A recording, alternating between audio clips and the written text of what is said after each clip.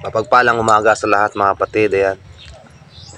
Sa video ito, una sa lahat, nandun pa rin yung lagi ko kayong pinapasalamatan mga kapatid. Guys, salamat sa inyong lahat. Sa mga followers, subscribers po, salamat po sa inyong lahat. Ayan guys, isa rin po sa hangarin ko sa video ito ay ipaabot po sa inyo mga kapatid na ang mga gamit na pinagawa nyo sa akin ay malapit na pong natapos. Pagpatawad nyo po or sorry po, pasensya na po sa lahat kasi hindi ko talaga makaya sa oras o sa araw na ito ipadala, pero bukas po talaga ipadala ko na po lahat kasi konti na lang, 3 na lang ang natira. Tapusin ko yan ngayon nang maisa ko na lahat ang mga gamit nyo po mga kapatid. Ayan guys, kaya konting pasensya lang po. Natapos na sana yon, kaya na sinabi ko na may padala ko na, kaya lang may nagpahabulin kasi, kaya isahin ko na lang. Salamat po. Ayan mga guys, nais ko rin pong sabihin sa inyo sa video ito ay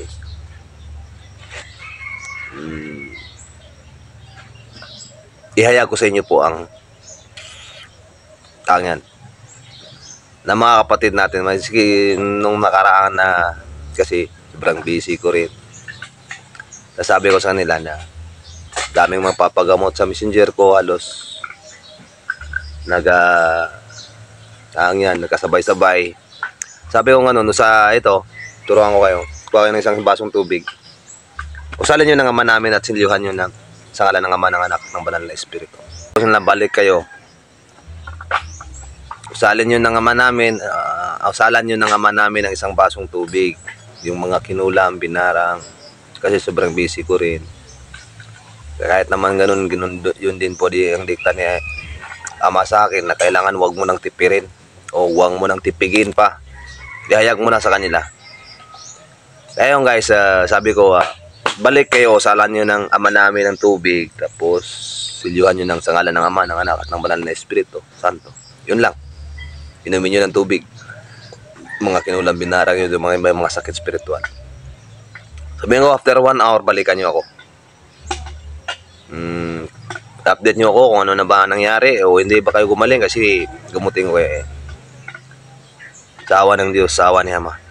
Lahat ng tinulungan ko, sa mga tinulungan ko na yan, ng mga kinulang, binar, ay automatic gumaling po silang lahat. Kaya po sila ipasa ko.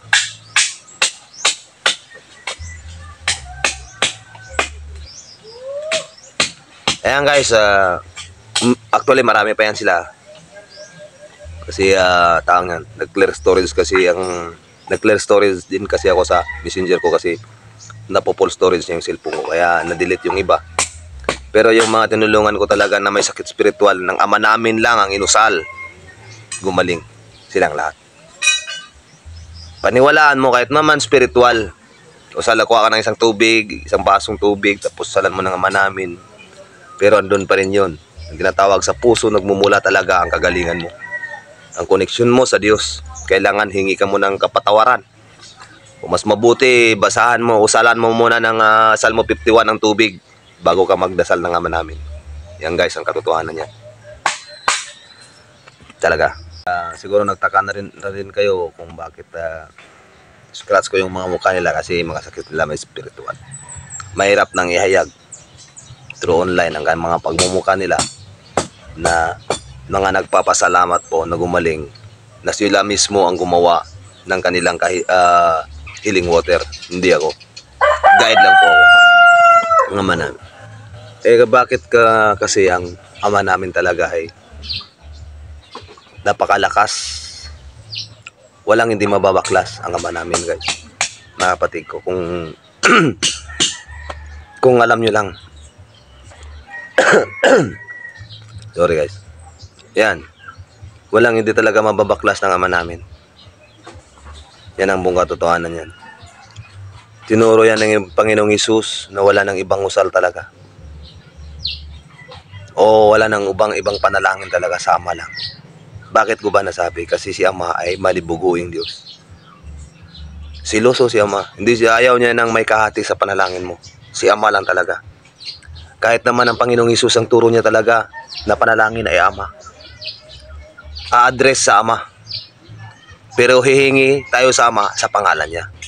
Pero andun pa rin yung Ama lang talaga dapat. Kasi ayan, ipasa ko. Basahin natin. Ano sabi man ni Ama? Sa Exodus na yan. Chapter 20. Huwag kang gagawa para sa iyo ng larawang inanyuan o ng kawangis man ng anumang anyong nasa itaas sa langit o nasa tubig o nasa ibaba, sa lupa o nasa tubig, sa ilalim ng lupa. Huwag mong yuyukuran sila o paglingkuran man sila, sapagkat akong Panginoon mong Diyos. Ulitin ko guys. Sabi ng salita ni Ama, sapagkat akong Panginoon mong Diyos ay Diyos naman na mapadibughuin, na aking dinadalaw ang katampalasanan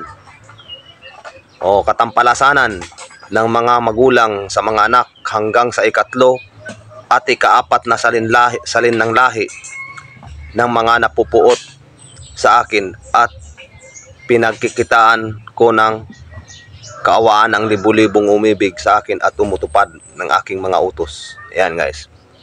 Meaning wala ka ng ibang yuyukuran. Sa langit man o sa lupa man. Only one lang. Si Ama lang. Yan guys. Sa inyo na po yun kung paniwalaan nyo po ako o hindi. Kasi yan lang talagang panalangin ko, Ama lang. Naka-address lang sa Ama, pero hihingi ako sa Ama sa pangalan ng aking mahal na Panginoon Hesus. Yan naman talaga ang gustong sabihin ng Panginoong Hesus. Sa pangalan niya lang. Yan, ipasa ko rin. Ano bang sabi niya? Hihingi kayo sa kanya sa pangalan ko. Diba guys? Bakit ba naman bawal tayong yuyukuran ng sa langit? Ito, ipasa ko rin. Yan. Basahin ko. Ano sabi ni Juan? Ako si Juan ang nakarinig at nakakita ng lahat ng ito. Matapos kong narinig at makita ang lahat ng ito, lumuhod ako upang sumamba sa anghel na nagpakita sa akin ng mga ito. Pero sinabi niya sa akin, huwag. Mo akong sambahin, sapagkat katulad mo, alipin din ako ng Diyos at ng mga katulad mong propeta. At ang lahat ng sumusunod sa mga nakasulat sa aklat na ito, ang Diyos ang sambahin mo. Sinabi pa niya sa akin, huwag mong Yan, ulitin ko. Sinabi pa niya sa akin, huwag mong ilihim ang mga propesya sa aklat na ito, dahil malapit na itong matupad. So, yan guys. So, nakita nyo na nga. Nabawal talagang yukuan kahit naman mga anghel sa langit. Yan ang bunga totohanan yan. Kahit mga anghel sa langit ay bawal silang yuyukuan. Sangta, sangto o kahit anong klase nandyan, bawal talaga silang sambahin o manalangin sa kanila. O kahit sa mga anghel naman talaga, sapagkat andyan yan nasusulat. Inuulit ko po, pumunta ang Panginoong Hesus sa lupa.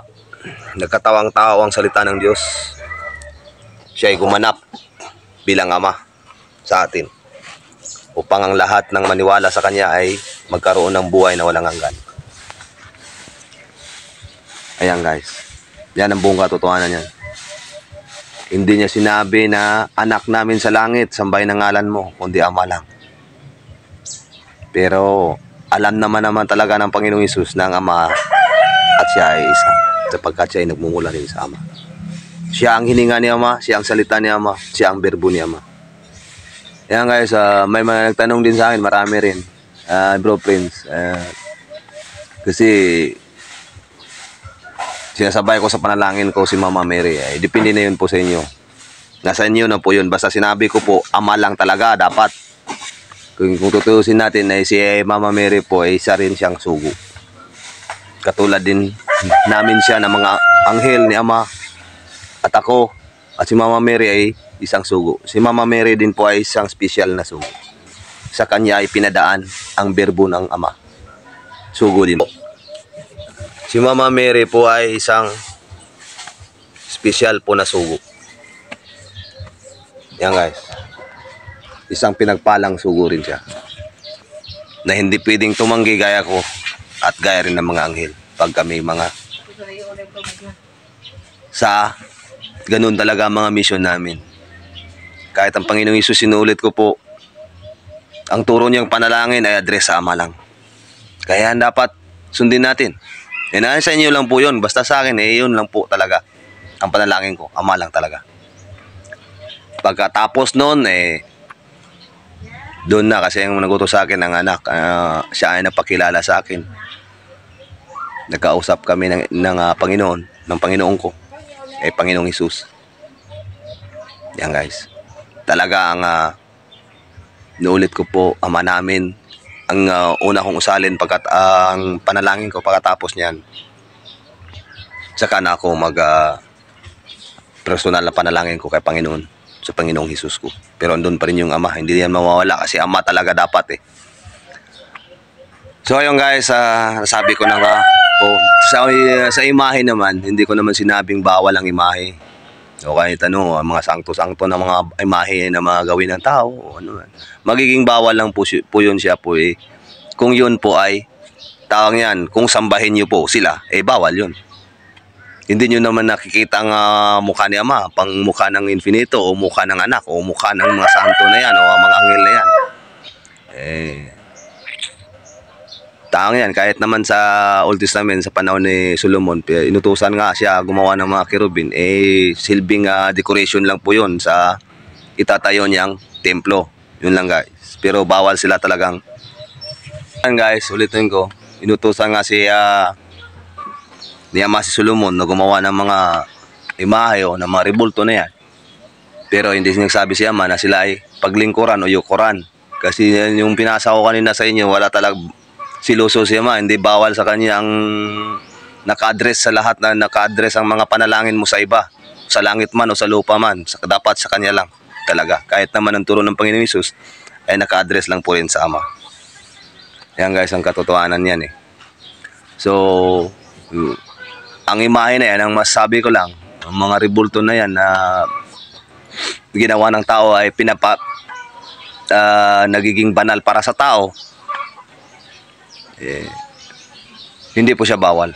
Magiging bawal lang po yun kung yun doon ka luluhod at doon ka hihingi ng tawad sa rebulto na yun. Yun ang magiging bawal. Pero kung gaya na sinabi ko, inutusan nga si Solomon, pero magiging ang mga imaheng yun po ay decoration lang po sa itatayo niyang templo. Hindi nagsabi si Ama na sila ang yukuran mo o sambahin mo.